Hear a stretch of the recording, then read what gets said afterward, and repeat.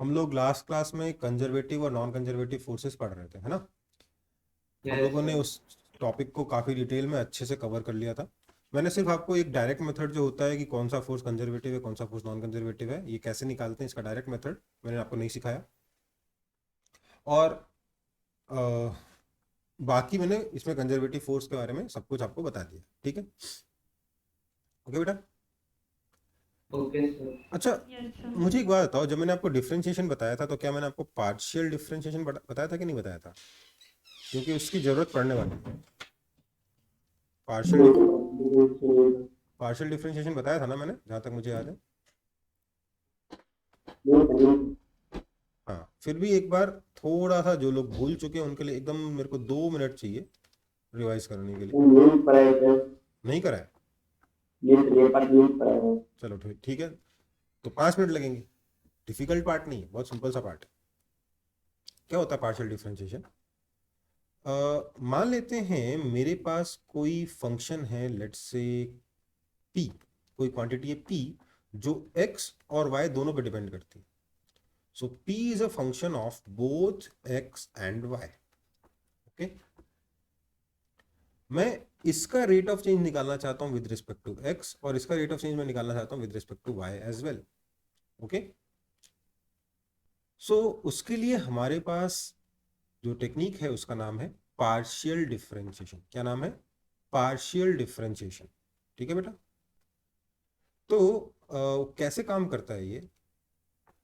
इसका पहले से सिंबल होता है doh p by doh x. इसको क्या पढ़ते हो? डो। क्या पढ़ते हो? डो। टू। ठीक है, तो doh p by doh x, इसका मतलब हो गया partial differentiation of p with respect to x. और दूसरा होता है doh p by doh y, तो इसका मतलब क्या हो गया? Partial differentiation with respect to y. ठीक है, हो सकता है फंक्शन एक्स वाई जेड तीनों पे डिपेंड करता हो, है ना। Yes sir. पर एक सिंपल सा फंक्शन जो मेरे को यहाँ पे नजर आ रहा है, जो मैं एक्स और वाई के टर्म्स में बता सकता हूँ। मान लीजिए एक टेरेन है। टेरेन समझते हो? लैंडस्केप है। यस। Yes sir. लैंडस्केप में ये मेरा एक्स एक्सिस है, ये मेरा वाई एक्सिस है, और लेट्स से यहाँ पे कुछ माउंटेन जैसा टेरेन है। तो जो हाइट होगी, वो हाइट इसकी 3 डायमेंशन में अगर आप सोचो तो एक्स वाई दोनों पे डिपेंड करेगी कि नहीं करेगी? है ना। Yes sir. Yes so sir. That height can be written as a function of both x and y, yes और नो? Yes sir. है ना। तो वही उसी तरीके का कोई फंक्शन है जो एक्स और वाई दोनों पे डिपेंड करता है। तो मैंने दो क्वांटिटी डिफाइन करी, दो चीजें डिफाइन करी, doh p by doh x, that is partial differentiation of this quantity p with respect to x, and partial differentiation of quantity p with respect to y will be represented by doh p by doh y. Okay, yes sir. Sorry, ये represent करेगा किसको? Doh p by doh p by doh, partial differentiation of p with respect to y को। Okay, इसका मतलब क्या है? मान लेते हैं आपको कभी दिया गया कि जो आपका क्वांटिटी P है that is x square y. बड़ा ही सिंपल सा मैंने एग्जांपल लिया है। तो इसमें मैं doh P by doh x कैसे लिखूंगा? इसका मतलब है आप इस फंक्शन को x के रेस्पेक्ट में डिफरेंशिएट कर रहे हो, और जब आप x के रेस्पेक्ट में डिफरेंशिएट करोगे, पार्शियल डिफरेंशिएशन करोगे, तो इसका मीनिंग है आप y को कांस्टेंट मानते हुए पार्शियल डिफरेंशिएशन करोगे। मतलब क्या है? मान लीजिए ये p हाइट है, मतलब ये है कि मैं y की किसी भी एक कांस्टेंट वैल्यू पर x डायरेक्शन में मूव करूंगा, तो height will only be a function of x, yes और no, yes yes sir. With sir. y as constant. तो मैं वो जो फंक्शन है ना उसका डिफरेंशिएशन निकालना चाह रहा हूं। ओके बेटा। Yes yes. सर। सो तो doh p by doh x का मतलब क्या है? आप y को कांस्टेंट की तरह ट्रीट करते हुए x के रेस्पेक्ट में इसको डिफरेंशिएट कर दीजिए, तो क्या आ जाएगा? ये 2xy आएगा कि नहीं आएगा? Yes yes sir. और अगर मैं doh p by doh y निकालना चाहूं तो क्या करूंगा? x को कांस्टेंट की तरह ट्रीट करते हुए y के रेस्पेक्ट में डिफरेंशिएट कर दूंगा। क्या मिल जाएगा? सिंपली एक्स स्क्वायर, यस और नो। Yes sir. सिमिलरली अगर मैं बोलता हूं कोई क्वांटिटी q है that is x y square plus x cube y, तो कोई मुझे बताएगा doh q by doh x कितना होगा? यहाँ पर y को कांस्टेंट मानोगे, x के रेस्पेक्ट में डिफरेंशिएट करोगे तो y स्क्वायर, प्लस यहाँ पर y को कांस्टेंट मानोगे, x क्यूब को डिफरेंशिएट करोगे तो क्या आ जाएगा 3x square. Similarly doh q by doh y क्या होगा? Doh q by doh y हो जाएगा, इस क्वांटिटी q को y के रेस्पेक्ट में डिफरेंशिएट करना है, assuming x to be a constant। क्या हो जाएगा ये? x times 2xy plus x cube, है ना? समझ में आई बात? Yes sir. तो पार्शियल डिफरेंशिएशन कैसे काम करता है समझ में आ गया सबको? Yes sir. इसको कॉपी कर लो, अभी तुरंत इसका यूज नहीं होगा, बट इस क्लास के बीच में यूज होगा, और फिजिक्स पढ़ाते पढ़ाते बीच में मेरे को मैथ्स पे जाना अच्छा नहीं लगता, इसलिए शुरुआत में एक बार बता दिया। हाँ बेटा। Sir doh q by doh x उसमें y को कांस्टेंट लेना है। कांस्टेंट अज्यूम करना है, लेना नहीं। हाँ ठीक है, अच्छा सर, कांस्टेंट है नहीं, ठीक। y भी वेरिएबल है, पर जब x के रेस्पेक्ट में डिफरेंशिएट कर रहे हो तो y को कांस्टेंट मानोगे, जब y के रेस्पेक्ट में डिफरेंशिएट कर रहे हो तो x को कांस्टेंट मानोगे। ठीक है, ओके सर। चलो आगे बढ़े।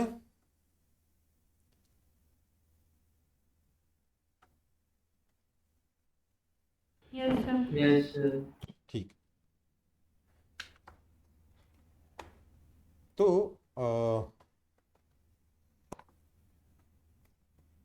हमारा, मैंने बोला जो मैंने पार्शियल डिफरेंशिएशन पढ़ा है उसका इमीडिएट यूज नहीं है, थोड़ी देर बाद आज के क्लास में यूज होगा ये, पर अभी इमीडिएटली उसका यूज नहीं है। ठीक है, सो अगला हमारा टॉपिक है वर्क डन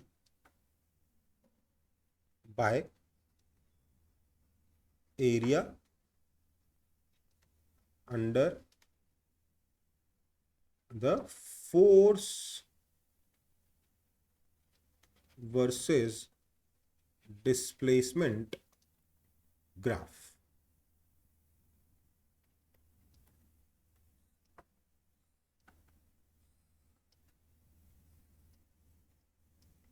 देखो, हम ऑलरेडी जानते हैं कि वर्क डन कितना होगा, कितना होता है, या डी डब्ल्यू कितना होता है, f x d x plus f y d y, हाँ है ना? दिस मीन्स वर्क डन कितना हो जाएगा, integration of f x d x plus integration of f y d y, और चाहो तो यहाँ पे एक और चीज कर सकते हो, plus F Z D Z भी हो सकता है कि नहीं हो सकता? Yes, sir.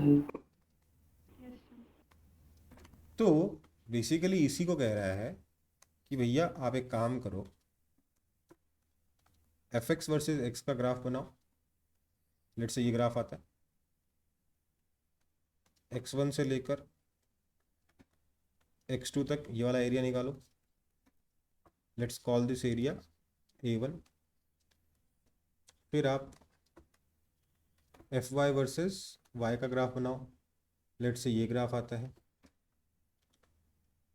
ये y1 से लेकर y2 तक आप ये वाला एरिया निकालिए। उसके बाद आप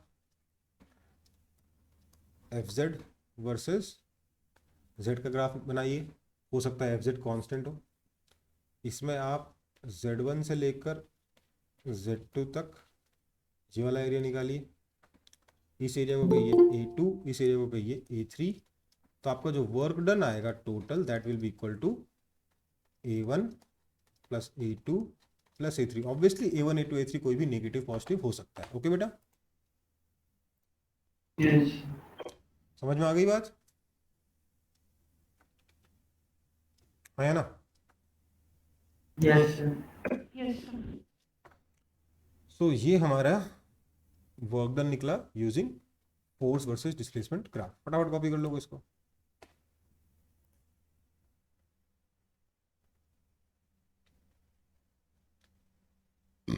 तो वर्क निकालने के तरीके सीख रहे थे हम लोग अभी तक।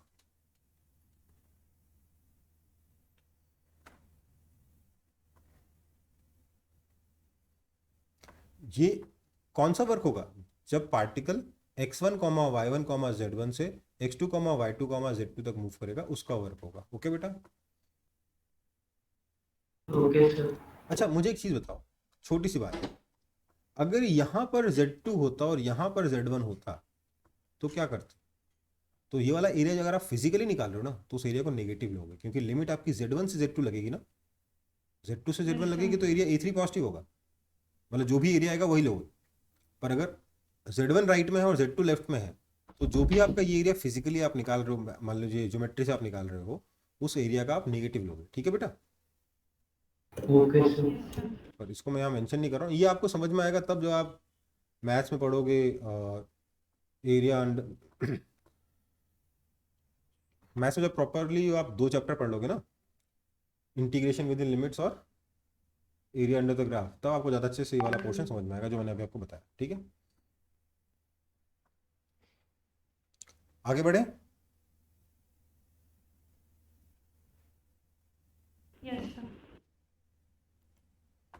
अगला हमारा फिर टॉपिक है work done by internal forces. बताइए, कभी सिस्टम का इंटरनल फोर्स कोई वर्क कर सकता है क्या? No, sir. हाँ हाँ या ना? No, sir. No, sir. देखो, Yes. मुझे बताइए नेट इंटरनल फोर्स कितना होता है? Sir, 0. Zero. तो क्या मैं लिख सकता हूँ work done by internal force हमेशा 0 होगा? यस और नो? Yes, sir. मैं ऐसा नहीं लिख सकता।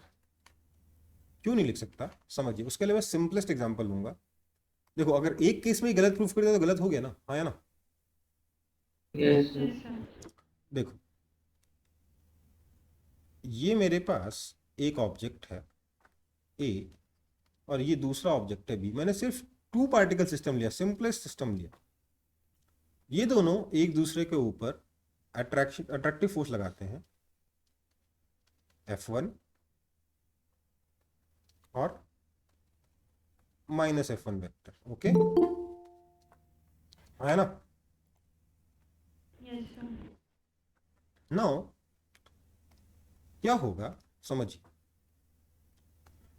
ये ऑब्जेक्ट ए डिस्प्लेस हो जाता है बाय डिस्प्लेसमेंट S1 वेक्टर, ये ऑब्जेक्ट बी डिस्प्लेस हो जाता है बाय डिस्प्लेसमेंट S2 वेक्टर, है ना? सो जो इंटरनल फोर्सेस क्या हैं, ये F1 वेक्टर और -F1 vector. So work done कितना हो जाएगा? That will be equal to F1 vector dot S1 vector plus -F1 vector dot S2 vector, हाँ या ना?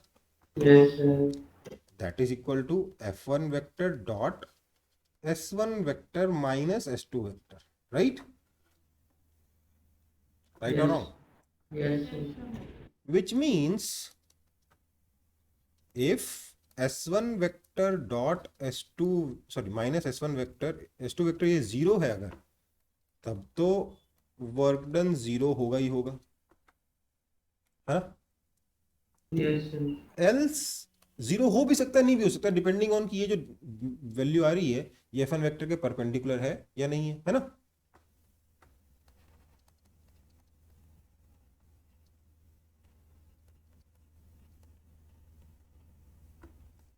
Right? Yes, sir.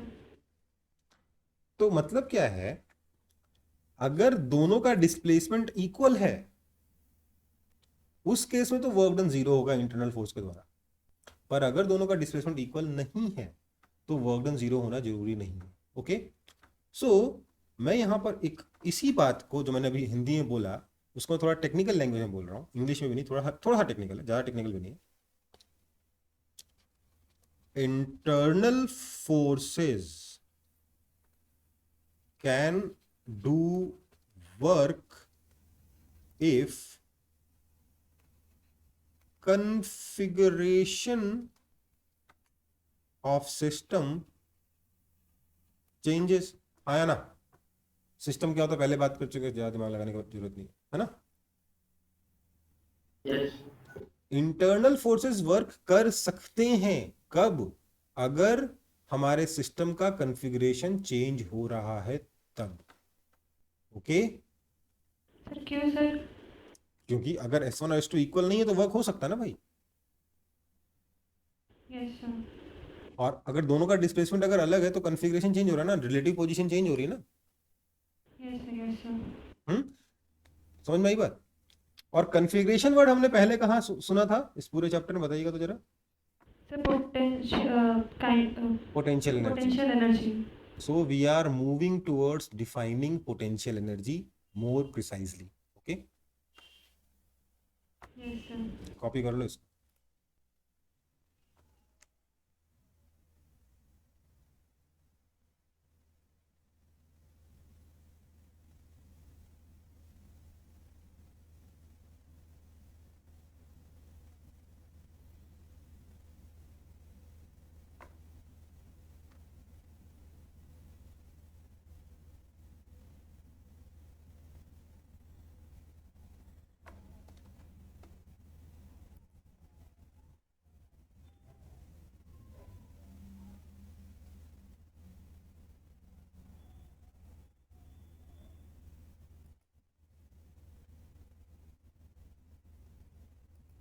Yes, sir. Okay.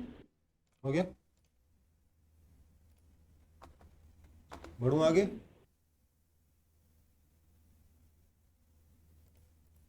तो अब हम अपने अगले टॉपिक पे बढ़ेंगे जिसका नाम है potential energy.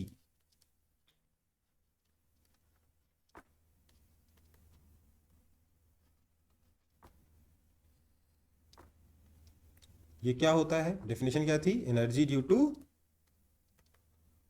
Position of the body or configuration. Energy due to, ध्यान रखिएगा, ड्यू टू। अभी मैं कुछ बातें बताने जा रहा हूँ जो बहुत ज़्यादा कॉन्सेप्चुअल है और बहुत ज़रूरी है, बेसिक है, एकदम बेसिक। और आप लोगों को काफ़ी सारा मिसकन्फ्यूजन भी होता है इसमें पहले से, क्योंकि पहले ऊट पटांग चीज़ें आप लोग पढ़ के बैठे हो।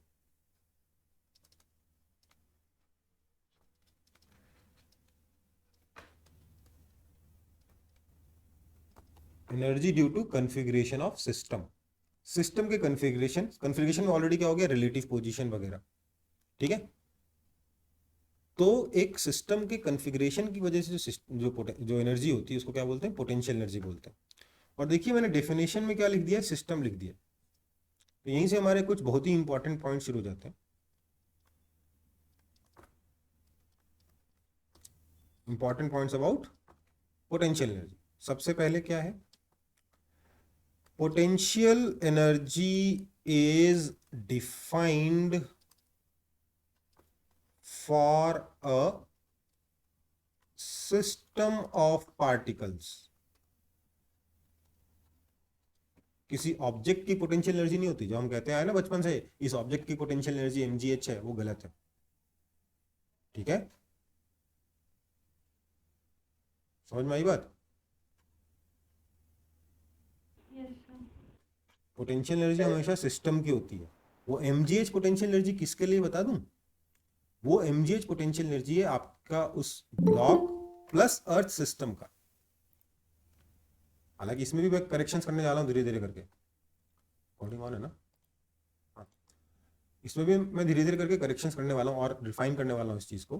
पर सबसे पहला मुद्दा जो आपको समझना हो क्या, कि पोटेंशियल एनर्जी किस चीज के लिए डिफाइंड होती है, तो सिस्टम ऑफ पार्टिकल के लिए डिफाइंड होती है, ठीक है। अगला मुद्दा, absolute potential energy can't be measured।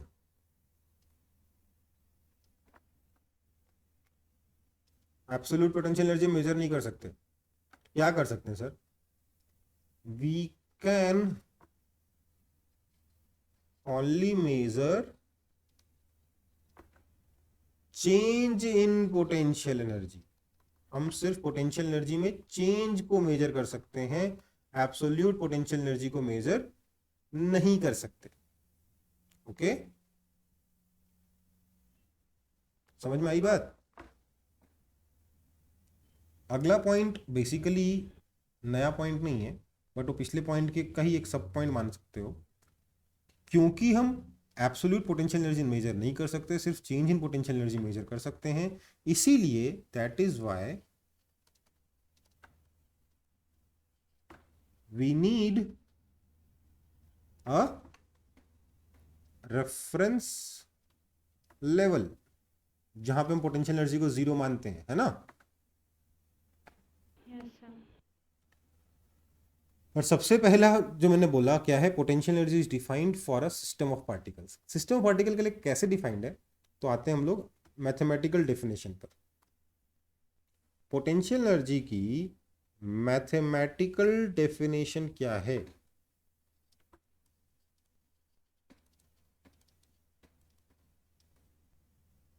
तो सर पोटेंशियल एनर्जी की तो मैथमेटिकल डेफिनेशन है ही नहीं। क्यों नहीं है? क्योंकि फिर पोटेंशियल एनर्जी मेजर ही नहीं कर सकते। मैथमेटिकल फॉर्मूला बता दिया, डेफिनेशन कर दिया, तो आप Absolute potential. अब तो एब्सोल्यूट पोटेंशियल एनर्जी आ जाएगी। तो हम क्या मेजर कर सकते हैं सर? हम change in potential energy measure कर सकते हैं। इसलिए जो डेफिनेशन लिखेंगे वो किसकी लिखेंगे? चेंज इन पोटेंशियल एनर्जी की लिखेंगे। ओके सर ये हाँ बोलिए। Yes, sir. हाँ चलो, डेल्टा यू क्या होता है? चेंज इन पोटेंशियल एनर्जी होता क्या? इसकी डेफिनेशन क्या है? तो सर इसकी डेफिनेशन है minus of, negative of work done by internal forces, या ये भी गलत हो गया, इंटरनल कंजर्वेटिव फोर्सेस, क्योंकि नॉन कंजर्वेटिव फोर्सेस के लिए तो पोटेंशियल एनर्जी डिफाइंड ही नहीं ना। यस और no? Yes, sir. Yes, sir. So potential energy is only defined for system, और सिर्फ इंटरनल कंजर्वेटिव फोर्सेस की वजह से डिफाइंड है। अब जब तक आप सिस्टम डिफाइन नहीं करोगे तब तक there is nothing called internal forces, right और रॉन्ग? Yes, sir. तो इसलिए सिस्टम चाहिए, कंजर्वेटिव फोर्स चाहिए इंटरनल वाला, तब जाके आप पोटेंशियल एनर्जी को डिफाइन कर सकते हो। अदरवाइज पोटेंशियल एनर्जी डिफाइंड नहीं है। ओके बेटा, सर नेगेटिव क्यों हो रहा है सर? वो डिफिनेशन है बेटा, उस पर आते हैं। ठीक है, देखो बात समझो। पोटेंशियल एनर्जी अगर आप सोचोगे तो है क्या चीज? वो एक तरीके से ये मेजर कर रहा है कि आपका जो सिस्टम है वो कितने स्ट्रेस में, कितना दुखी है। आप सोचिए, Yes, sir. सिस्टम जो करना चाहता है अगर आप वो करने नहीं दे रहे हो बल्कि उसका उल्टा कर दे रहे हो, तब पोटेंशियल एनर्जी इंक्रीज हो रही है। सोचिए, एक ब्लॉक को अगर मैं छोड़ दूंगा तो नीचे जाएगा, right? Yes, Yes, sir. sir. अब मतलब उसकी ब्लॉक और अर्थ खुश कब है? जब दोनों पास पास में रहे, है ना। Yes, sir. Block plus earth system क्या चाहता है कि दोनों चीजें पास पास में रहे। बट हम लोग क्या कर रहे हैं? जबरदस्ती ब्लॉक को अर्थ से दूर कर रहे हैं, ऊपर लेके जा रहे हैं, है ना। Yes, sir. तो पोटेंशियल एनर्जी बढ़ रही है क्योंकि हम सिस्टम को दुखी कर रहे हैं। उस सिस्टम उस दुख से निजात पाने के लिए कुछ एनर्जी स्टोर करके रखा, उसका गुस्सा जो है ना वही है पोटेंशियल एनर्जी। ठीक है, Yes, sir. तो potential energy is a measure of दुख दर्द ऑफ सिस्टम। ओके, हमारा सिस्टम कितना दुखी है इसका मेजर है क्या? Potential energy. ओके बेटा, कितना दर्द में है इसको मेजर करते हैं पोटेंशियल एनर्जी से। ठीक है बेटा।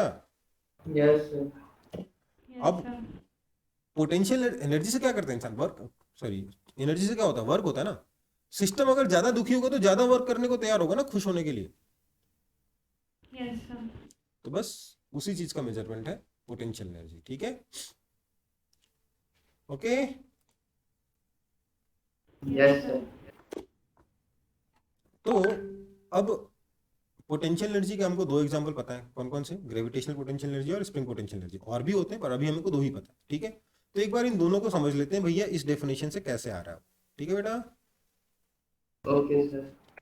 चलो तो पहला एग्जाम, हाँ बेटा। सर बट आप तो बोले थे कि पोटेंशियल एनर्जी कभी कभी सर नेगेटिव तो होता है सर, काइनेटिक एनर्जी पॉजिटिव होता है। देखो बेटा, काइनेटिक एनर्जी सिर्फ पॉजिटिव होता है, पोटेंशियल एनर्जी नेगेटिव भी हो सकता है अगर सिस्टम खुश हो तो। किसके मुकाबले खुश हो? जो आपने रेफरेंस लेवल लिया है उसके मुकाबले खुश हो। Okay, Yes, sir. चलो आगे बढ़े। Yes, sir. तो पोटेंशियल एनर्जी का पहला एग्जांपल क्या है? ग्रेविटेशनल पोटेंशियल एनर्जी, है ना।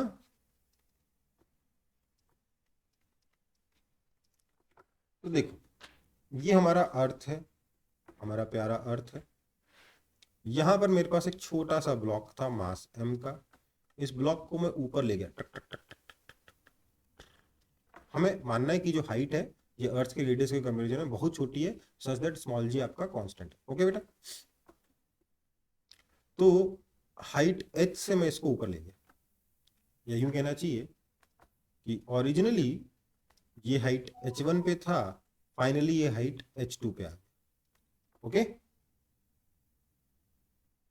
ओके ओके सो ऐसे में पोटेंशियल एनर्जी में चेंज कितना आया, तो देखिए ऐसे में मेरा जो इंटरनल फोर्स है वो क्या है, इंटरनल फोर्स कंजर्वेटिव वाला कौन सा है, ग्रेविटेशनल फोर्स, है ना।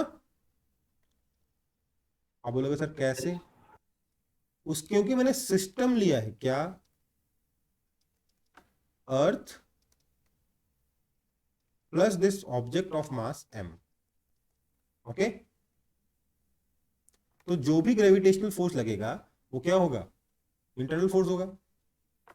अब वो मैं इसको नीचे से ऊपर लेके गया, ग्रेविटेशनल फोर्स किधर लग रहा है, नीचे लग रहा है। So work done internal conservative कितना होगा बताइए तो, mg नीचे और डिस्प्लेसमेंट ऊपर, तो माइनस mg इंटू एच, आया ना, बोलो हुआ कि नहीं हुआ। Yes, sir. तो this implies by definition delta U is equal to minus work done by internal force that is equal to plus mg। अच्छा h नहीं होगा, यहाँ पे क्या आएगा, h2 माइनस h1 आएगा, right, Yes, sir. Plus mg।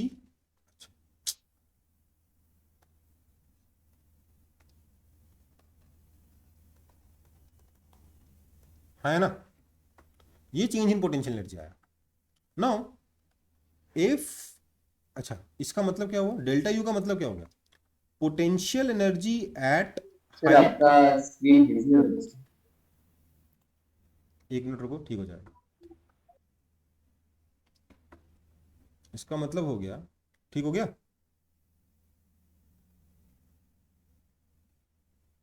No sir जब ठीक हो जाए तो बताना, एक मिनट वेट कर लेते हैं।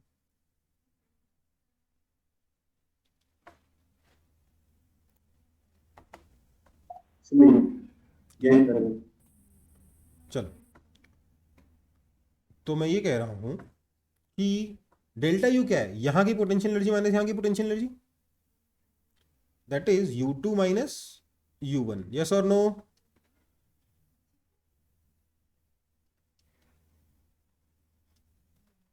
यस सर राइट, कोई दिक्कत। अब इसका आता है गेम, ये हमारे पास No. प्रॉपर्ली डिफाइंड है। इसके बाद गेम आता है रेफरेंस लेवल का। रेफरेंस लेवल क्या करता है, किसी जगह पे पोटेंशियल एनर्जी को जीरो मानता है, तो रेफरेंस लेवल या कन्वेंशन कहते हैं इसको, if potential energy at height h1 is equal to zero, ये हमारा रेफरेंस लेवल हो गया, that is u1 equals to zero.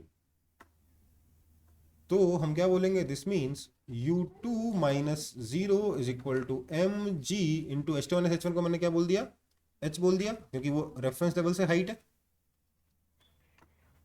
है ना। और सिंपली इसको u2 क्यों बोले, सिंपली u बोल सकते हैं, u कितना हो गया, mg h। ओके, समझ में आया। तो रेफरेंस लेवल के अकॉर्डिंग हम लोग इस तरीके से पोटेंशियल एनर्जी को एब्सोल्यूट बनाने की कोशिश करते हैं, हालांकि एब्सोल्यूट पोटेंशियल एनर्जी नाम की कोई चीज होती नहीं है। समझ में आया कैसे काम कर रहा है ये। सर ये रेफरेंस लेवल वाला बस समझा दीजिए। मैंने बोला पोटेंशियल एनर्जी में यहां से यहां जाना है, पोटेंशियल एनर्जी में चेंज होता है mg इंटू एच, राइट। अगर मैं यहां की पोटेंशियल एनर्जी को जीरो मान लूंगा तो ये mgh यहां की पोटेंशियल एनर्जी ही हो जाएगी, यहां की पोटेंशियल एनर्जी है ना, यस सर। यहाँ की पोटेंशियल एनर्जी को जीरो मान लिया, तो जो डिफरेंस है पोटेंशियल एनर्जी में वो बेसिकली यहाँ की पोटेंशियल एनर्जी। सो यहाँ की पोटेंशियल एनर्जी कितनी होगी, mgh, कहानी खत्म है ना। Yes sir, yes sir, yes sir. चलो आगे बढ़े फिर। 3 minutes.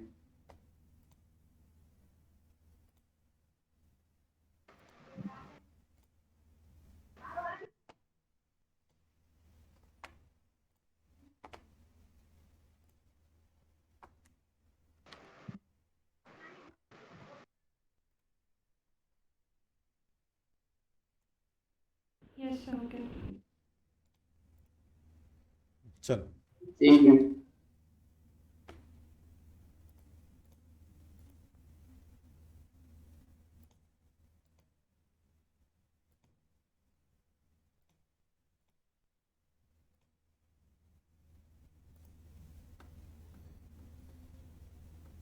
तो उनका हाइट 8 और ये 2. बेटा मैंने h2 माइनस h1 को ये हाइट h डिफाइन कर रखा है इस डायग्राम में।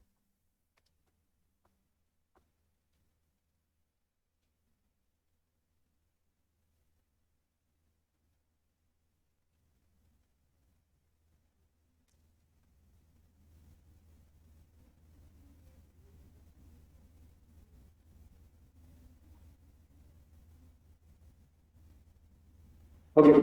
हो गया। चलो अगला है स्प्रिंग पोटेंशियल एनर्जी।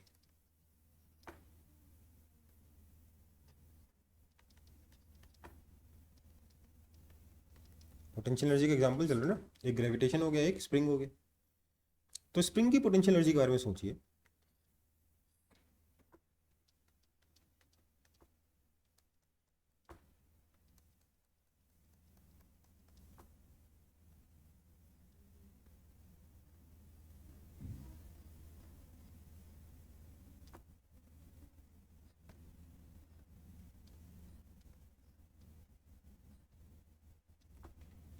ये स्प्रिंग है, इसका स्प्रिंग कांस्टेंट k है, इसकी ओरिजिनल लेंथ L0 है, नेचुरल लेंथ। इसके बाद हम लोगों ने इसको स्ट्रेच किया जिससे कि ये ब्लॉक डिस्प्लेस हुआ बाय डिस्प्लेसमेंट x, स्प्रिंग में स्ट्रेचिंग आई बाय x। ठीक है, कोई दिक्कत? तो ऐसे में स्प्रिंग मेरा इंटरनल फोर्स है, अगर स्प्रिंग ब्लॉक सिस्टम ले लूँ तो स्प्रिंग मेरा इंटरनल फोर्स है, स्प्रिंग का force. So work done bye spring force कितना हो बताइए तो, -12 kx² आता है, हम प्रूफ कर चुके बहुत बार, यस सर। है ना।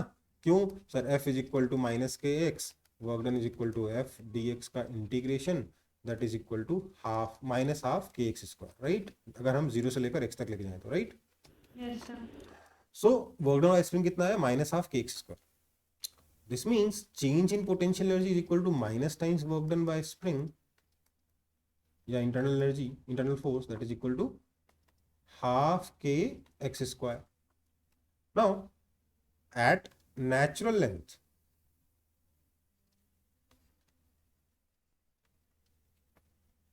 मैंने बोल दिया potential energy is equal to ji.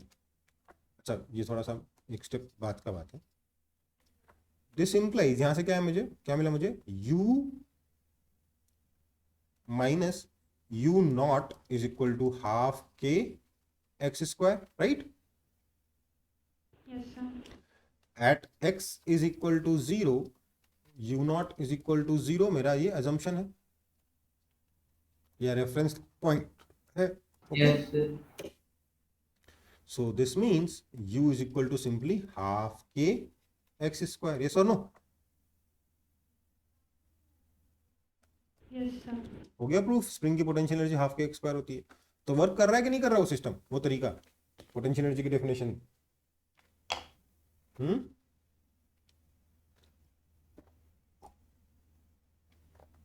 Yes, sir.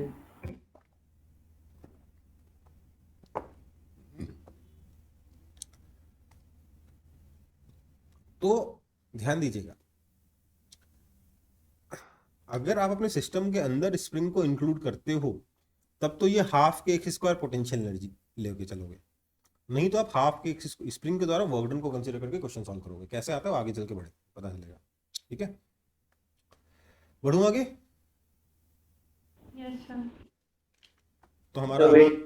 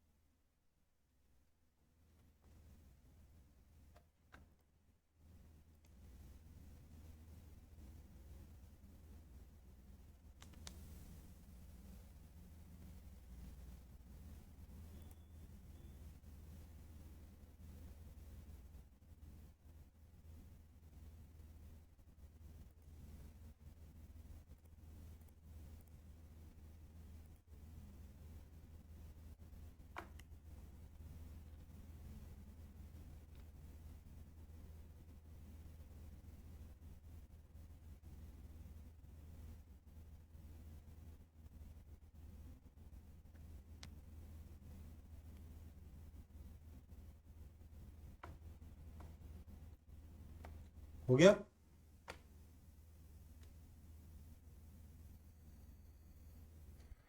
yes sir. चलो, तो हमारा अगला टॉपिक है work energy theorem.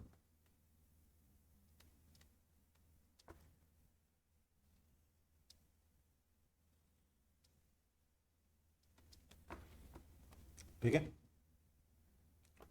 Work energy theorem क्या कहता है? ये कहता है सर कि work done bye all the forces, work done by all the forces acting on an object is equal to change in its kinetic energy. Okay,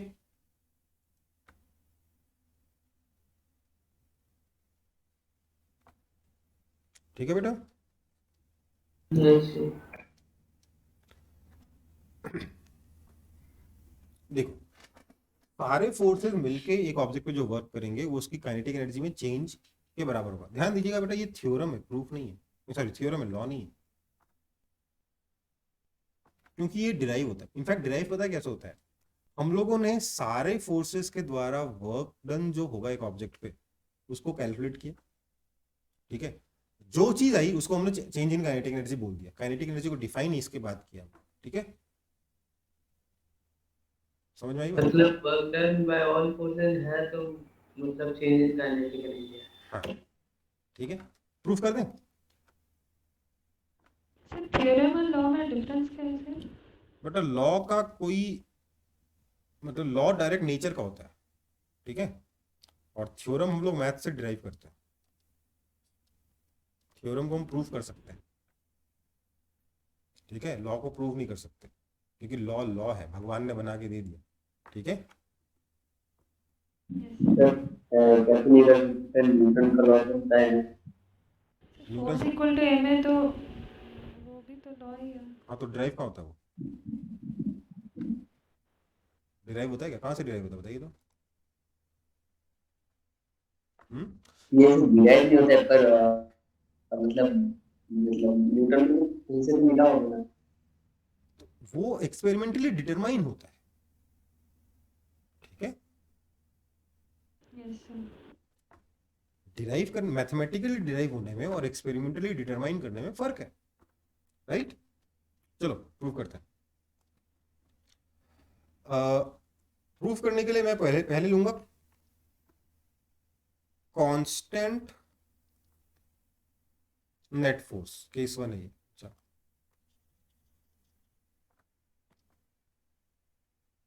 case one, ये वो proof है जो आप कई लोगों को क्लास 9 में करा दिया गया है, जो आईसीएससी से स्टूडेंट्स आए होंगे उनको कराया होगा शायद। कांस्टेंट नेट फोर्स का केस है, ठीक है। अगर नेट फोर्स कांस्टेंट है दैट मींस एक्सेलरेशन भी कांस्टेंट होगा, है ना? यस और नो? Yes sir. ओके, तो मान लेते हैं ये मेरे पास एक ब्लॉक है जिसके ऊपर एक कांस्टेंट फोर्स लग रहा है, ठीक है, ये या नेट कांस्टेंट फोर्स लग रहा है, इसका मास m है, तो ये आगे एक्सेलरेट करेगा एक्सेलरेशन a से। f वेक्टर कितना हो जाएगा सर, ये हो जाएगा मास इनटू एक्सेलरेशन वेक्टर। इसको मैंने इक्वेशन 1 कह दिया, ठीक है। मैंने माना कि ये इनिशियली वेलोसिटी u से जा रहा है, थोड़ी देर बाद जब इसका डिस्प्लेसमेंट s हो जाता है तो इसकी वेलोसिटी v हो जाती है, ठीक है बेटा, ओके। Yes sir. तो मैं क्या लिख सकता हूँ इक्वेशन, सर मैं लिख सकता हूँ कि v square is equal to u square plus 2as, है ना। अब अगर मैं इस इक्वेशन को LHS RHS पूरे इक्वेशन को हाफ m से मल्टीप्लाई कर दूं तो क्या मिलेगा, half m v square is equal to half m u square plus half और 2 कैंसिल हो गया m a s, यस और नो। Yes. इनफैक्ट आपको ये भी पता होगा कि जो वेक्टर फॉर्म है इस इक्वेशन का वो ये है ना। Yes. So this means kinetic energy final is equal to kinetic energy initial plus F vector dot displacement vector. That means kinetic energy final minus kinetic energy initial is equal to work done, or work done is equal to change in kinetic energy. कोई दिक्कत No, sir. समझ में आया। Yes, sir. जो सारे forces मिलके जब act करेंगे उसकी वजह से एक्सेलरेशन आ जाएगा, ठीक है। बोलिए क्या बोल रहे हैं सर यहाँ पे अगर फ्रिक्शन लगता तो भी वैलिड होता। बेटा। ये जो फोर्स है ये तो नेट फोर्स है ना, इसमें फ्रिक्शन इंक्लूडेड है। हमने बोला नेट फोर्स कांस्टेंट है, ठीक है। Okay sir, okay sir.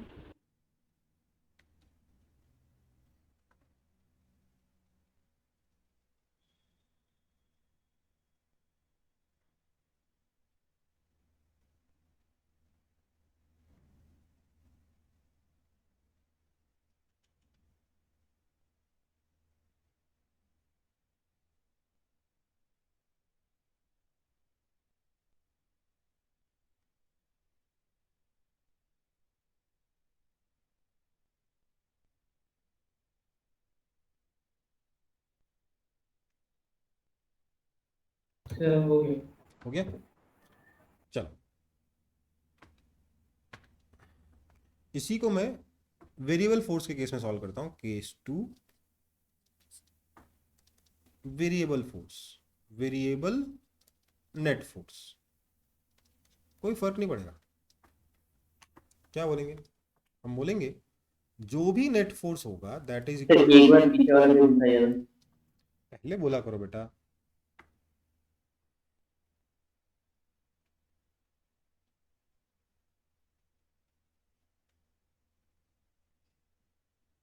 ठीक है। हो गया, चलो। तो जो भी नेट फोर्स होगा that will be equal to mass into acceleration vector, right, है ना। Yes sir. दिस मीन्स, अच्छा this means f vector is equal to mass into acceleration को क्या लिख सकता हूं, v dv बाई ds लिख सकता हूं कि नहीं लिख सकता। Yes sir. This implies f ds is equal to m times v dv, right. Yes sir. ये एफ डी एस कितना है, dw है, छोटा सा work done, is equal to mass times v dv। और v dv क्या है बताते हैं सर। अगर मैं d ऑफ v स्क्वायर करूंगा तो क्या आएगा, क्या ये 2v dv आएगा,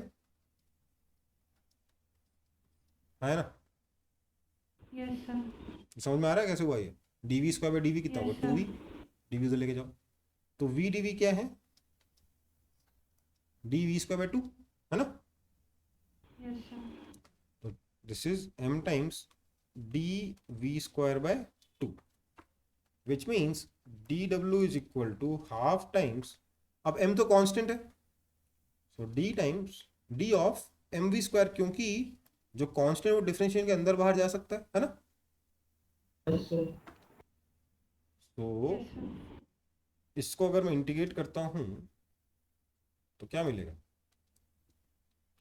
work done is equal to half times delta M V square, half भी अंदर लेके जा सकता हूँ, delta half M V square, और work done is equal to change in kinetic energy. कोई दिक्कत? Sir, वो dv square is equal to vdv plus 2. DV पहले पूछा तो तब बोलोगे नहीं, टू भी आएगा।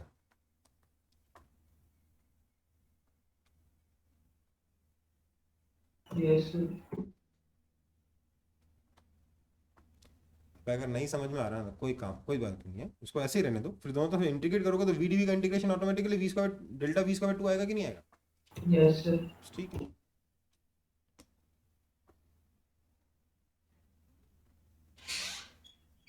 मैं फालतू में इधर चला गया, इधर जाने की जरूरत ही नहीं है, डायरेक्ट ज्यादा आसान। एक्चुअली मेरे सोचने का तरीका थोड़ा 11th क्लास से बदल गया ना। यहाँ पर अगर आप देखोगे तो यहाँ पे डायरेक्ट इंटीग्रेट करूंगा, ज्यादा फायदे में रहूंगा। दिखाऊं? This means integration f d s is equal to m times integration v d v, right. इसको मैं यू से वी कर देता हूं, ये डी डब्ल्यू है तो हो गया work done is equal to क्या हो गया, ये M times V square by 2 minus U square by 2 आया कि नहीं आया? Yes, sir. Which means work done is equal to change in kinetic energy. आ गया? Yes, sir.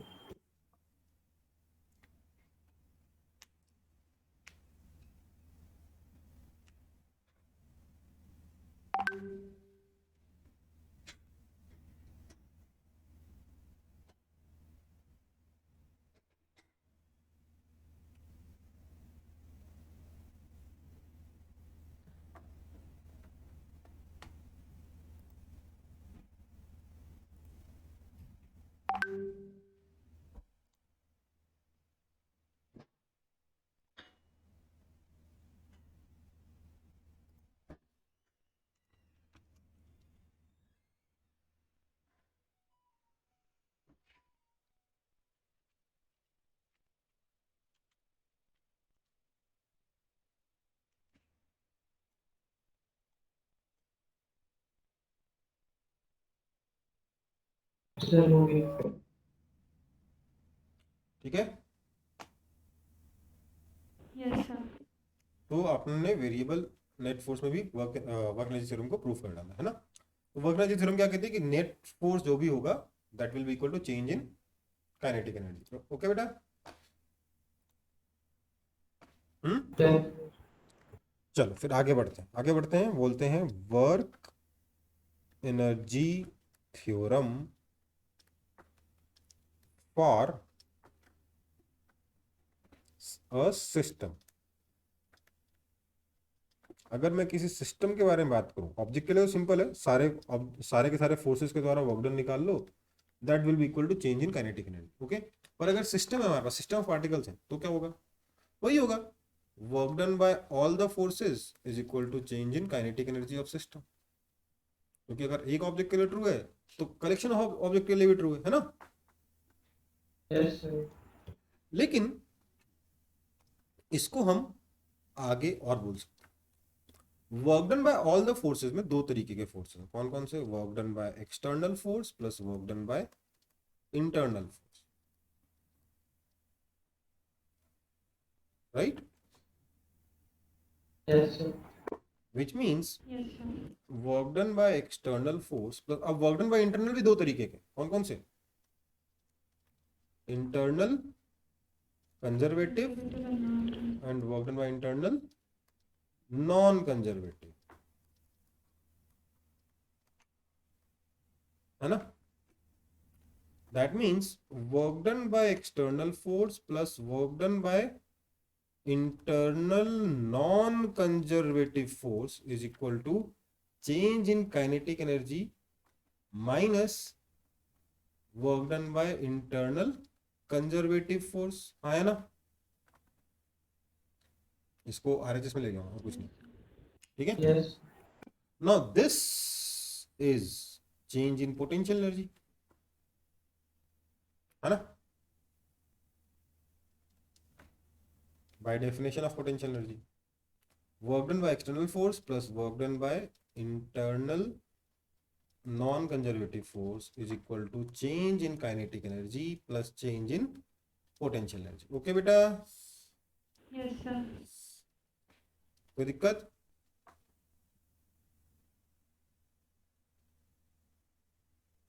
अब इसके बाद दो ऑप्शन यहाँ पे ऑब्वियसली बन जाते हैं, कौन कौन से? In absence of non conservative work, force की जरूरत जरूरी नहीं कि नॉन कंजर्वेटिव फोर्स ही ना हो, अगर नॉन कंजर्वेटिव वर्क नहीं है तब भी काम हो जाएगा। ओके, समझ में आई बात? Yes sir. और दूसरा क्या है? इन एब्सेंस ऑफ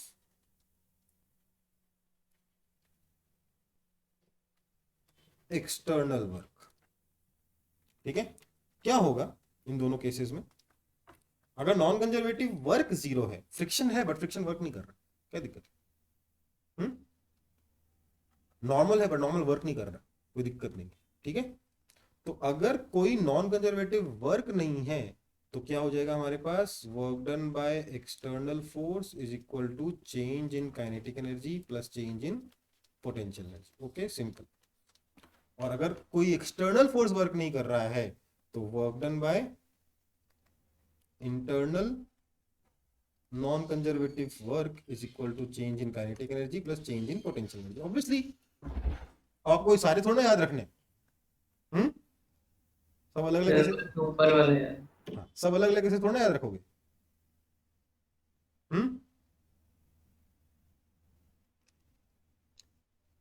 लेकिन अभी एक जगह पहुंचेंगे हम लोग जो हमारे लिए बड़ा अच्छा केस होगा, तो बढ़ूं आगे। Yes, sir. सर एक मिनट। जल्दी जल्दी कॉपी करिए।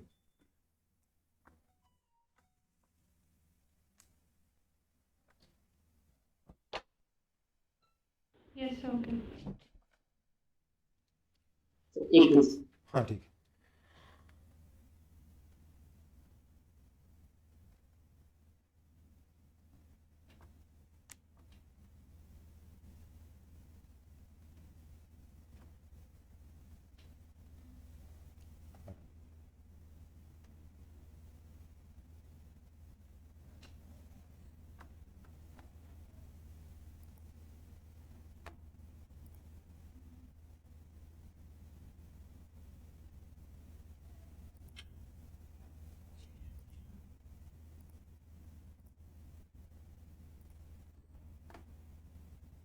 आगे बढ़े।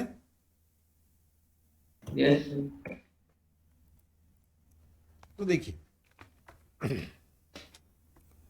असली थ्योरम ये वाली है, इसको अगले पेज पे लेके जाता हूं। Work done by external force plus work done by internal non conservative force is equal to change in kinetic energy plus change in potential energy, right? अब देखिए जरा, यस सर। अगर ये दोनों जीरो हो जाए, इफ बोथ आर जीरो, तो मुझे क्या मिलेगा? Change in kinetic energy plus change in potential energy equals to zero, yes sir. Which means, या इसके आगे आप change in kinetic energy, change in potential energy खुद से लिख लीजिएगा। This is your law of conservation of energy. Okay बेटा,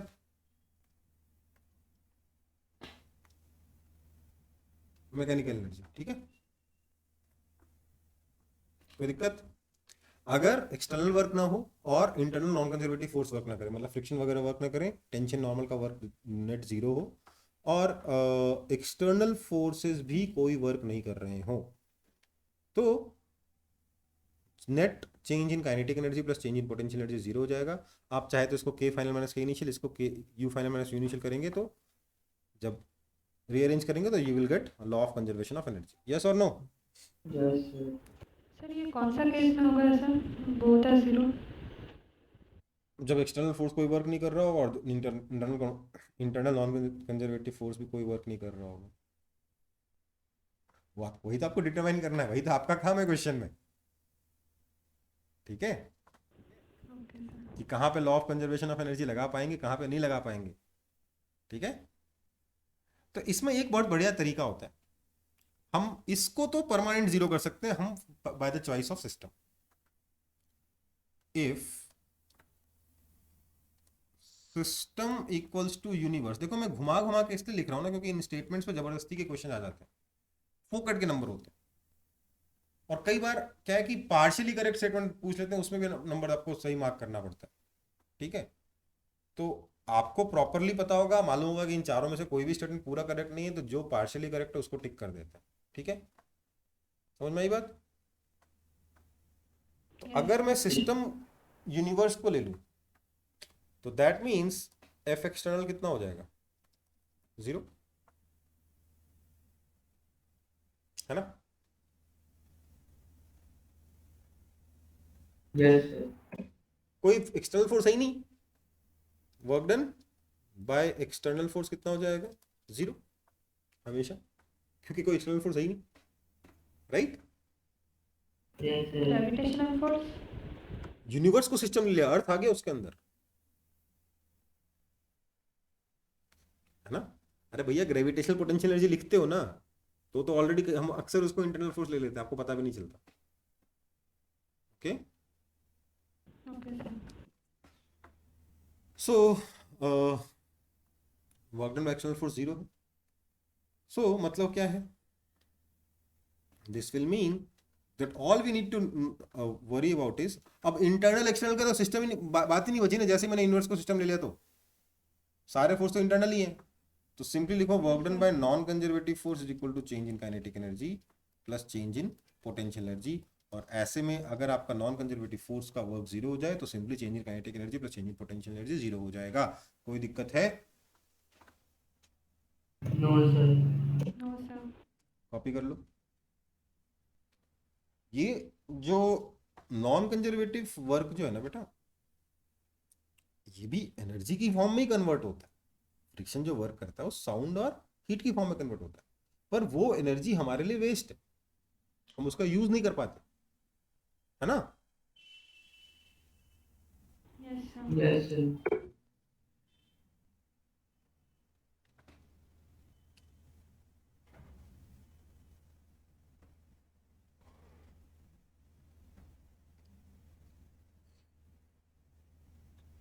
तो ये सारे केसेस ध्यान नहीं रखने हैं। हाँ, ये लास्ट वाला केस अक्सर यूज करना है कि भैया मैं यूनिवर्स को सिस्टम ले लूंगा, मेरा झमेला खत्म, एक्सटर्नल इंटरनल वाला सिंपली लिखूंगा नॉन कंजर्वेटिव फोर्स जो होगा वो वर्क डन बाय वो change in kinetic energy plus change in potential energy हो जाएगा। ओके बेटा,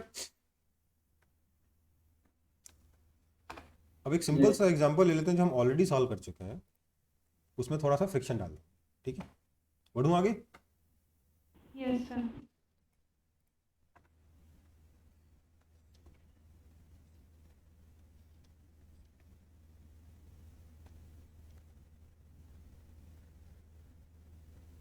ये एक स्प्रिंग है, स्प्रिंग कांस्टेंट के है, नीचे ये रफ सरफेस है।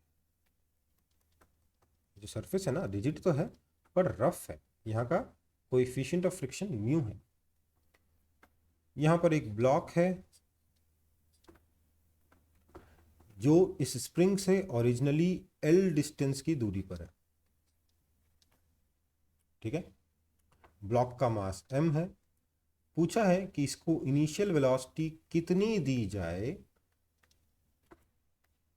फाइंड क्या करना है u so that maximum compression is equal to x। ठीक है, सॉल्व करें।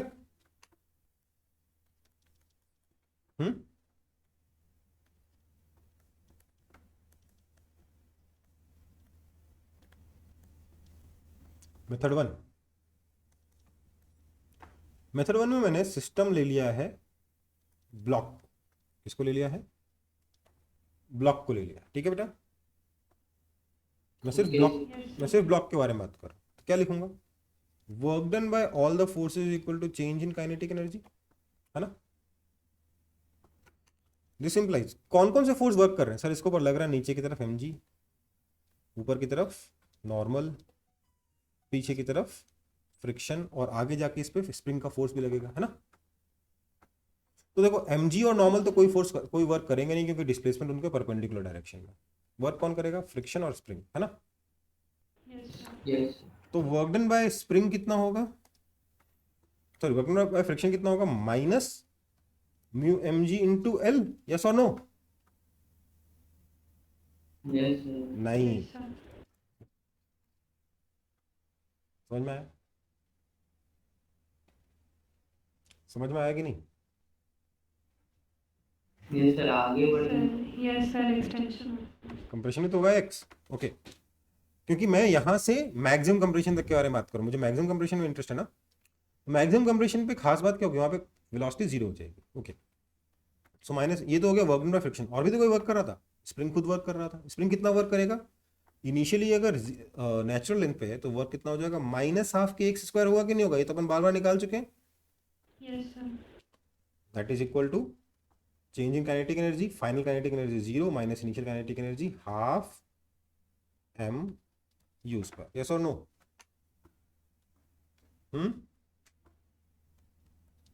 तो माइनस माइनस पूरा कैंसिल हो जाएगा, तो U square is equal to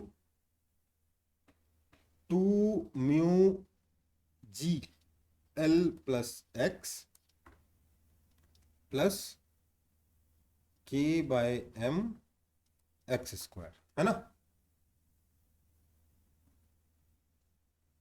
Yes, sir. So this implies U आ गया अंडर रूट ऑफ ये जो कुछ भी, राइट। कोई दिक्कत इसमें? कुछ खराबी नहीं है, ठीक है ये। पर फिर भी मेरे को ये माइनस हाफ के एक्स स्क्वायर में कई बार कंफ्यूजन हो सकता है ड्यूरिंग एग्जाम, खास तौर से अगर स्प्रिंग में पहले से कुछ कंप्रेशन हो तो, है ना। इसमें थोड़ा Yes, अलग sir. अलग तरीके से आता ना वर्क डन। इसलिए इट्स बेटर कि मैं स्प्रिंग को अपने सिस्टम के अंदर लूं। या स्प्रिंग को ही क्यों, मैं ज्यादा दिमाग क्यों लगाऊं, मैं सीधे पूरे सिस्टम पूरे यूनिवर्स को सिस्टम में ले लेता हूं, है ना।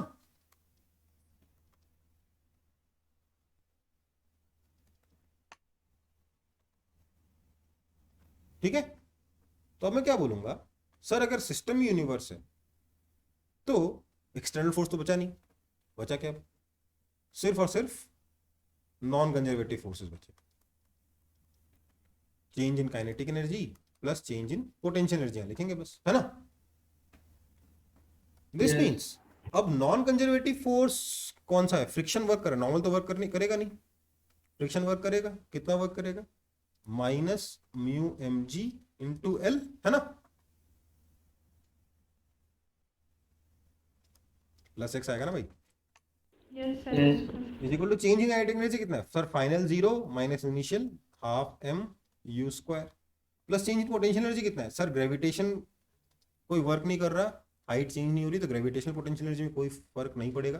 फर्क किसमें पड़ेगा? स्प्रिंग की पोटेंशियल एनर्जी में। कितना हो जाएगा?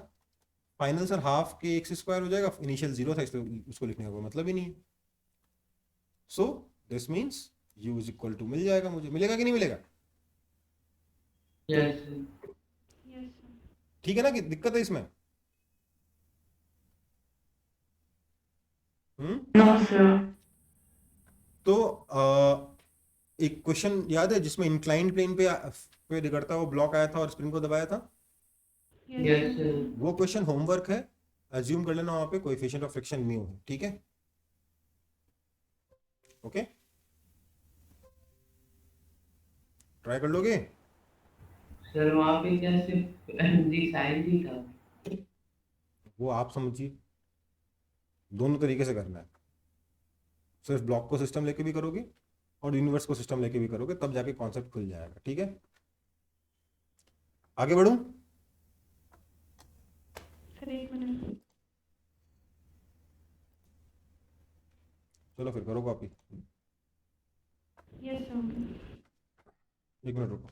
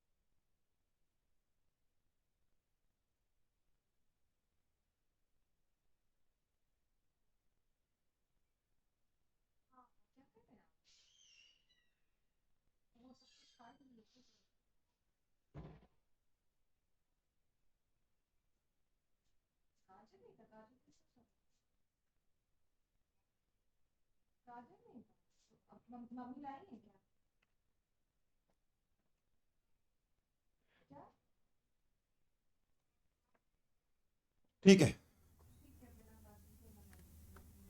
हो गया कॉपी? Yes sir. आगे बढ़ूं?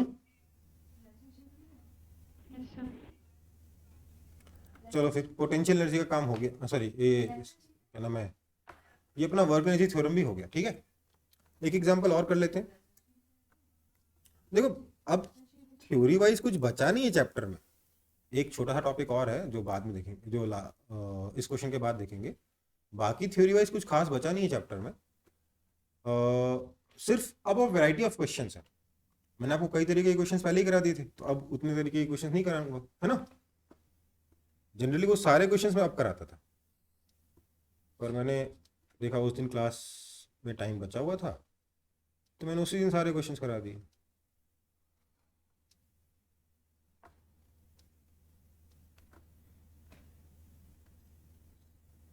ये दो वेजेस हैं, आइडेंटिकल वेजेस हैं, ठीक है।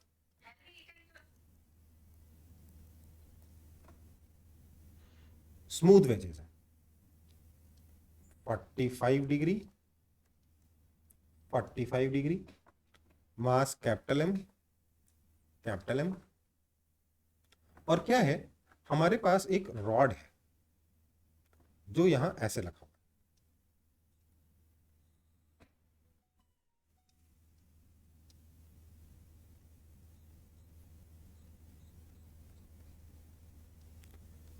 इसका मास है स्मॉल एम। दे रखा है कि all surfaces are smooth.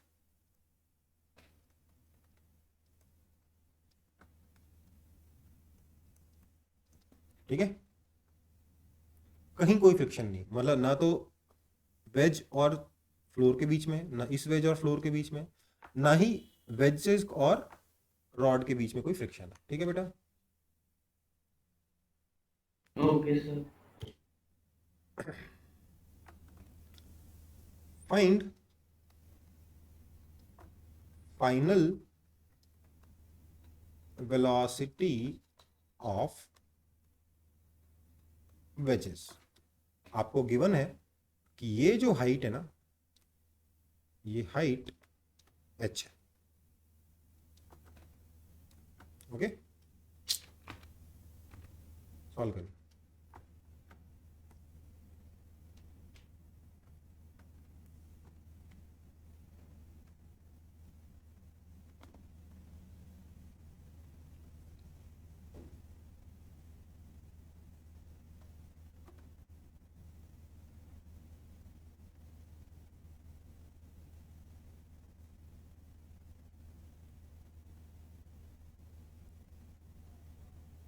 Sir hmm, sir पिछला वाला क्वेश्चन में सर आप मेथड 2 से जो किया ना सर, कि work done by non conservative force equal to delta K plus delta E, तो सर स्प्रिंग फोर्स, स्प्रिंग में जो वर्क डन कर रहे थे वो तो कंजर्वेटिव होगा। इसलिए तो उसको नॉन कंजर्वेटिव साइड में नहीं लिखा, इसको एनर्जी में लिखा। Okay sir. अरे देखो, एलएचएस का आरएचएस ही तो करना है, बाकी इक्वेशन तो वही है ना भाई। Yes sir.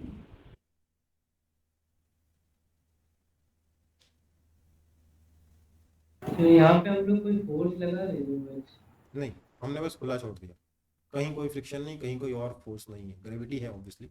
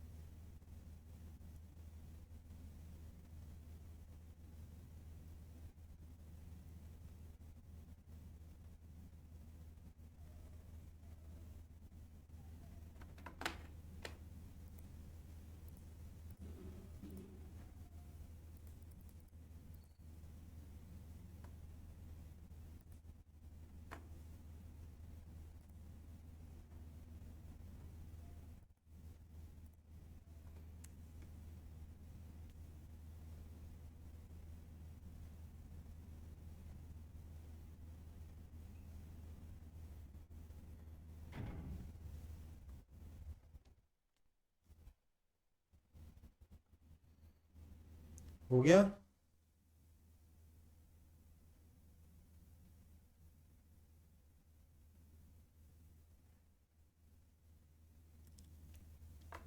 No sir. तो देखो शुरुआत कहां से होगी। मान लेते हैं फाइनल वेलोसिटी इसकी इधर v हो जाती है, तो ऑब्वियस सी बात है बाइसिमेट्री में कह सकता हूं इसकी वेलोसिटी भी इधर v हो जाएगी, हाँ या ना? Yes sir. क्योंकि दोनों आइडेंटिकल हैं, कहीं कोई फ्रिक्शन नहीं है, राइट? उस वक्त मानता हूं इसकी वेलोसिटी नीचे की तरफ है u, कोई दिक्कत? No sir. अभी ये नीचे पहुंच चुका है डायग्राम में, आप सोच इमेजिन कर लो कि थोड़ा उधर है, ये थोड़ा इधर है, नीचे आ चुका है, ठीक है? तो सबसे पहली चीज जो मुझे इस क्वेश्चन में सॉल्व करनी होगी वो है वेज कंस्ट्रेंट, इस u और v के बीच में रिलेशन, अदरवाइज क्वेश्चन सॉल्व नहीं होगा। ओके, समझ में आई बात? वो कैसे सॉल्व होगा? देखिए यहां पर ये जो पॉइंट ऑफ कांटेक्ट है रॉड का, उसकी वेलोसिटी नीचे की तरफ u है, और ये वाला जो पॉइंट ऑफ कांटेक्ट है आपके वेज का, इसकी वेलोसिटी इधर की तरफ v है ना, राइट? यस। अब यहां पर जो नॉर्मल है उसके बारे में सोचिए। नॉर्मल वर्टिकल के साथ 45 डिग्री का एंगल बनाएगा, जो एंगल यहां थीटा होगा वर्टिकल का नॉर्मल उतना वही एंगल बनाएगा, है ना? ये इंक्लाइन हॉरिजॉन्टल के साथ, ये इंक्लाइन हॉरिजॉन्टल के साथ जितना एंगल बनाएगा, नॉर्मल वर्टिकल के साथ उतना एंगल बनाएगा। एक्चुअली 45 डिग्री दे दिया, इसका आपको ज्यादा दिमाग नहीं करना पड़ेगा, पर अगर थीटा देते तो क्या करते, है ना? तो ये एंगल आप निकाल सकते हो, राइट? अब अगर ये 45 डिग्री है तो वर्टिकली अपोजिट एंगल ये वाला भी 45 डिग्री है, थीटा है, राइट? है ना? Yes sir. सो मैं ये कह रहा हूं कि क्योंकि यहाँ पे कांटेक्ट मेंटेन्ड है, इस नॉर्मल के डायरेक्शन में इस रॉड की वेलोसिटी और नॉर्मल के डायरेक्शन में वेज की वेलोसिटी इक्वल है, यही था ना वेज कंस्ट्रेंट? Yes sir. तो वेज कंस्ट्रेंट Yes, से sir. मुझे क्या मिला? वेज कंस्ट्रेंट से मुझे ये मिला कि u cos theta is equal to v sin theta और u is equal to v tan theta, है ना? Now as theta is equal to 45 degree, u is equal to v हो गया, हाँ है ना? Yes sir. तो ये मेरी पहली इक्वेशन बनी इस क्वेश्चन को सॉल्व करने के लिए। अब मैं लगाऊंगा work energy theorem. Work energy theorem ये क्या कहता है? उसके लिए मैं लूंगा सिस्टम, लेना पड़ेगा पहले मुझे। सिस्टम किसको लूं? सर अगर मैं सिर्फ एक वेज को सिस्टम लूंगा मेरे को बहुत झमेला लेना पड़ेगा, अलग अलग फोर्सेस कितना वर्क कर रहे हैं सब निकालना पड़ेगा, राइट? है ना? Yes sir. इसलिए मुझे लग रहा है मैं सिस्टम ले लेता हूं यूनिवर्स को, है ना? अब देखो नॉर्मल फोर्स कोई नेटवर्क नहीं कर रहा है, राइट?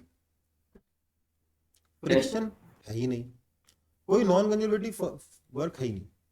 लिखना क्या है हमें इक्वेशन? हमें लिखना है कि sir work done by non conservative force is simply change in kinetic energy plus change in potential energy, right?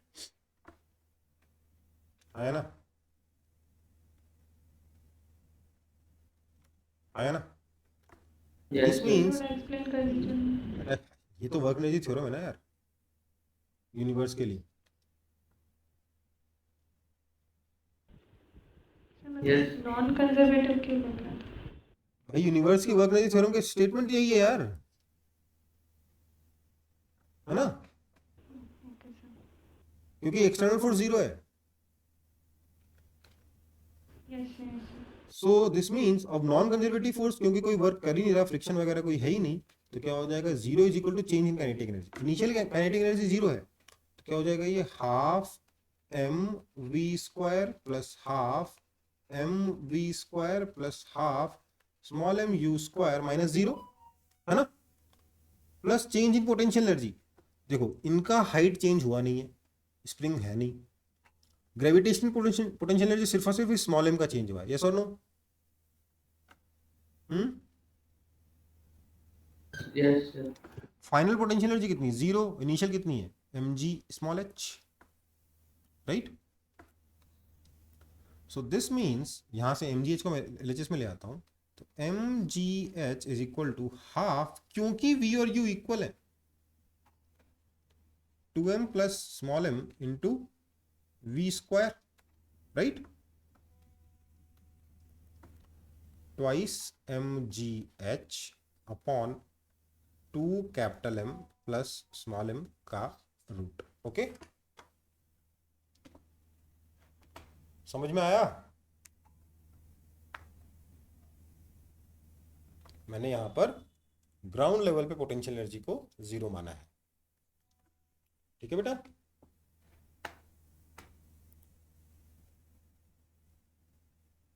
Yes sir. तो ये क्वेश्चन भी सॉल्व हो गया। समझ में आया कि नहीं आया?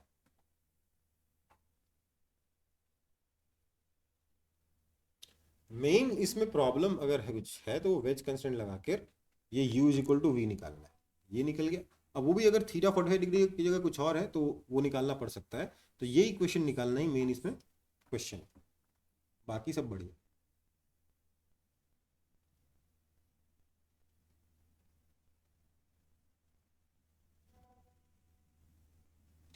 आप कह रहे थे आपको नॉन कंजर्वेटिव फोर्स समझ नहीं आया कि अच्छा, अब अगर इसमें कोई स्टूडेंट कॉन्सेप्चुअल क्वेश्चन पूछ सकता है तो सिर्फ इतना पूछ सकता है कि सर नॉन कंजर्वेटिव फोर्स यहाँ पे नॉर्मल फोर्स वर्क कर तो रहा है सर, तो कैसे? सर देखिए, इस ब्लॉक, इस रॉड के ऊपर नॉर्मल फोर्स ऐसे लग रहा है ना? यस और नीचे की तरफ डिस्प्लेस हो रहा है, यस सर। तो वर्क डन तो हुआ, नॉर्मल फोर्स का वर्क तो हुआ इसके ऊपर, हुआ कि नहीं हुआ? हुआ कि नहीं? हाँ बिल्कुल हुआ। नॉर्मल फोर्स ने इस रॉड के ऊपर बिल्कुल वर्क किया है। इसी वजह से इसकी जो वेलोसिटी है ना वो √2gh नहीं हुई, उससे कम हुई। लेकिन नॉर्मल फोर्स ने साथ ही साथ इस ब्लॉक पर भी वर्क किया है, और क्योंकि नॉर्मल के अलोंग दोनों का डिस्प्लेसमेंट इक्वल है, दोनों की वेलोसिटी इक्वल है, इसलिए नॉर्मल फोर्स का net work on rod plus on wedge वो 0 है ना? Yes sir. समझ में आई बात? Yes sir. इसीलिए इस कॉन्सेप्ट का यूज करके कि नॉर्मल फोर्स के कांटेक्ट अगर मेंटेन करके चलना है तो नॉर्मल फोर्स का वर्क डन 0 कर दो, उससे भी कंस्टेंट इक्वेशन निकल जाती है। कैसे? This n dot this velocity plus this n dot this n dot this velocity. समझ में आया? नहीं समझ में आया? इधर नॉर्मल लग रहा है, यस सर। व्हाइट नॉर्मल का व्हाइट वेलोसिटी से डॉट प्रोडक्ट कर दो, वो हो गया वेज के ऊपर work, right? Yes sir. Plus इस येलो नॉर्मल का येलो वेलोसिटी के साथ डॉट प्रोडक्ट कर दो, वो हो गया रॉड के ऊपर वर्क। ये टोटल वर्क तो 0 होगा ना, क्योंकि नॉर्मल फोर्स नेटवर्क 0 करता है।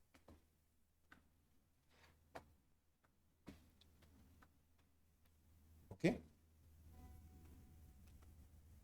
कुछ केसेस में नॉर्मल फोर्स वर्क करता है, वो बेसिकली कोलिजन के केस में करता है, उसको हम लोग बाद में देखेंगे। अभी के लिए जब नॉर्मल मोशन हो रहा है तो नॉर्मल फोर्स का वर्क डन कितना होता है? 0 होता है। ओके बेटा? Okay sir. तो समझ में आया सबको कि नहीं समझ में आया? Yes sir. Yes sir. चलो, तो कॉपी हो गया ना बेटा? Yes sir. सर हाँ बेटा? सर वहाँ पे पर टोटल एस हाइट तो नीचे नहीं जा रहा, तो हम लोग माइनस क्यों नहीं जा रहा? मैंने बोला फाइनल वेलोसिटी पूछा ना बेटा। जब रॉड नीचे पहुंच जाएगा तब। ओके। ठीक है, तो इसी के साथ ये वाला क्वेश्चन भी खत्म हो गया। अब हम लोगों के पास सिर्फ एक टॉपिक बचा है इस चैप्टर का। कॉपी हो गया ना सबका? Yes sir. Yes sir. उस टॉपिक का नाम क्या है? Equilibrium of particle. एक पार्टिकल का इक्विलिब्रियम।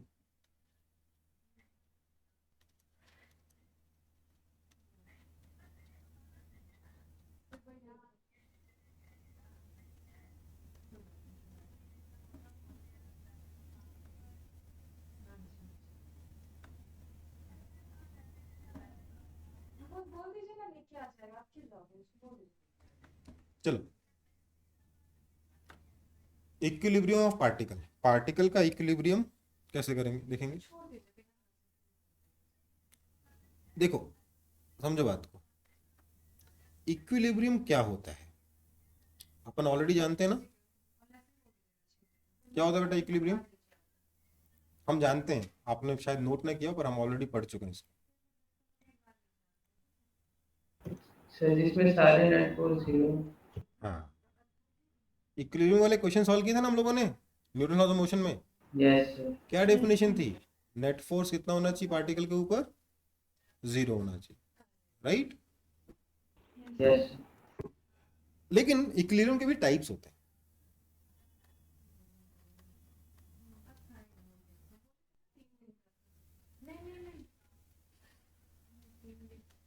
क्या क्या टाइप्स होते हैं देखो, समझो बात, मान लो ये मेरे पास एक वैली है, ठीक है, कोई फ्रिक्शन नहीं है, बस एक वैली है। इस वैली के अंदर मैंने एक मार्बल को छोड़ दिया, तो मार्बल के ऊपर क्या क्या फोर्सेस लगेंगे, नीचे mg लगेगा, इधर नॉर्मल लगेगा, आया ना। Yes sir. तो क्या कभी भी इसके ऊपर नेट फोर्स 0 हो सकता है, नो सर। नहीं हो सकता। नेट फोर्स 0 कहां पर होगा, बॉटम मोस्ट पॉइंट पे। Yes yes sir. सर। यहां पे कौन कौन से फोर्सेस लगेंगे, mg और नॉर्मल। ये है आपका इक्विलिब्रियम, है ना। लेकिन ऐसा ही एक इक्विलिब्रियम हमें यहां भी मिल सकता है, अगर हम लोग उस मार्बल को एक पहाड़ के टॉप पे रख दें, मिल सकता है कि नहीं मिल सकता। Yes sir. यस। यहां पर क्या लगेगा, नीचे mg, ऊपर नॉर्मल, राइट। लेकिन क्या इसमें और इसमें आपको कुछ अंतर लग रहा है, नो सर। नहीं अंतर लग रहा। Sir sir sir position. नीचे वहाँ पे मतलब यहाँ पे आसानी से स्टेबल रहेगा ये, और यहाँ पे, यस सर रेस्ट पे। यहाँ पे बहुत ध्यान से बैलेंस करना पड़ेगा, राइट, यस सर। यस है ना। इसमें क्या है, अगर आपने थोड़ा आसपास भी रख दिया तो लुढ़क के इधर ही आएगा, यस सर। इसमें क्या थोड़ा आसपास रख दिया तो लुढ़क के दूर चला जाएगा, है ना। एंड एक और केस है,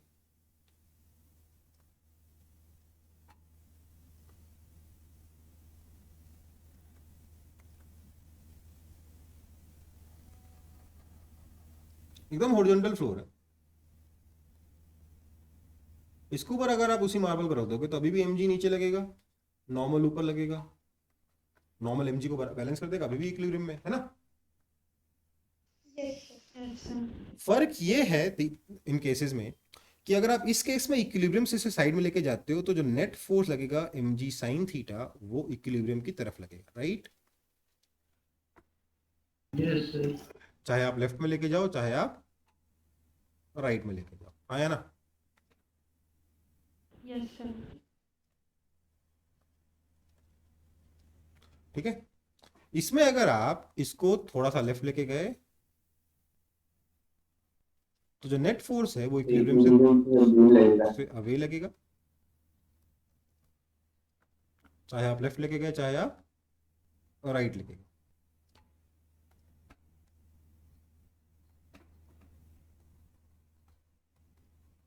और इसमें आप कहीं भी लेके चले जाओ सेम। नेट फोर्स कितना होगा, 0 ही रहेगा, right. Yes sir. Yes sir. इस तरीके के इक्विलिब्रियम को, जहां आप इक्विलिब्रियम को अगर डिस्टर्ब भी कर दो तो वापस अपनी जगह पे लौट आए, इसको कहते हैं स्टेबल इक्विलिब्रियम। अच्छा नाम है ना, इसका नाम क्या होगा, अनस्टेबल इक्विलिब्रियम, और इसका नाम क्या होगा, neutral. Neutral equilibrium, right.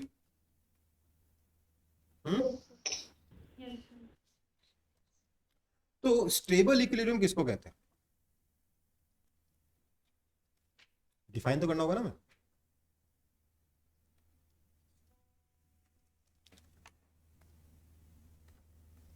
If on displacing an object slightly, सिर्फ स्लाइटली के लिए बात करते हैं हम लोग। From equilibrium the net force acts towards equilibrium. The equilibrium is called stable equilibrium. Okay बेटा? Okay sir. अब इस ऐसे इतने अच्छे फोर्स का भी तो कुछ नाम देना चाहिए ना। Such a force is called restoring force. Okay बेटा? Yes sir. कोई दिक्कत?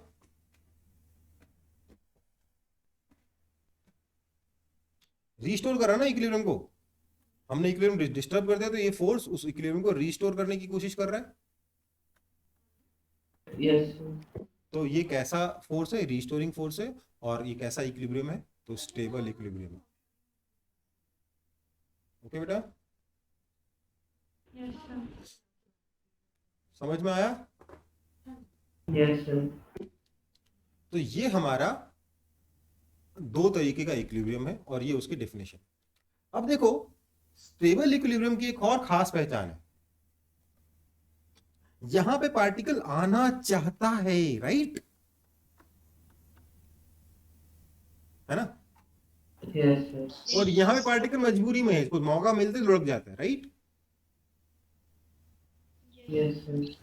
एक्चुअली स्टेबल में क्या होता है ना, आपकी जो पोटेंशियल एनर्जी होती है वो मिनिमम होती है, दुख सबसे कम होते हैं, पार्टिकल खुश होता है, सिस्टम खुश होता है। ओके?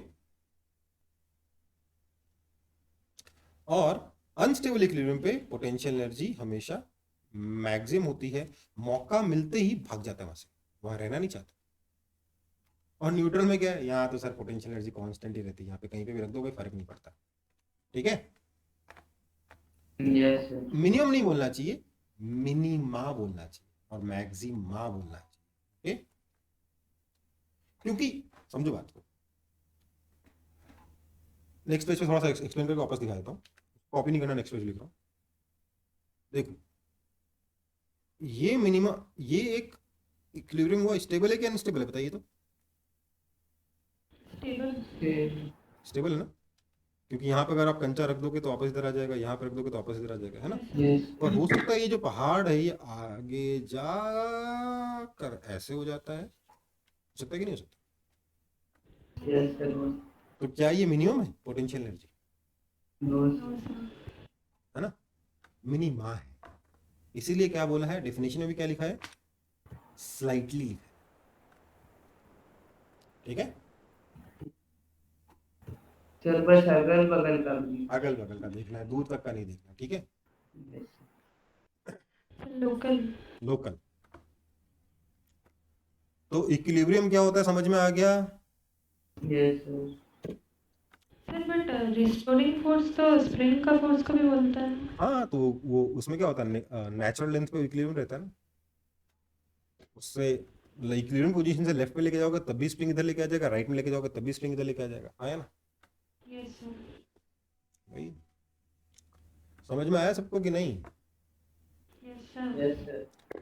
चैप्टर खत्म हो गया। अच्छा है, मुश्किल है, इंटरेस्टिंग है, बोरिंग है? इंटरेस्टिंग। बोरिंग नहीं है? सर सब कुछ। सब कुछ।